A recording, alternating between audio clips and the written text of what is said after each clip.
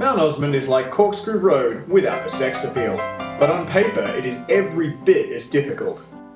You're going to spend 2.3 Ks fighting an average gradient of nearly 10%, and it's broken into 3 pretty distinct sections. The first is a pretty straightforward drag of about 8%. On this drag you get to ask questions like, why am I doing this? And why is there a tree in the road? Oh wait, eastern suburbs. Anyway, back to the long drag. This sign signals a nice 5% recovery gradient.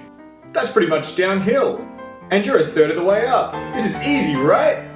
That's what Mount Osmond wants you to think. You'll soon be regretting that decision to click up a couple of gears.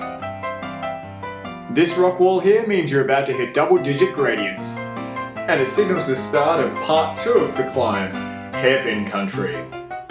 And while on your trip through hairpin country, spare a thought for Chris Leung, who climbed Mount Osmond more than 40 times in one ride.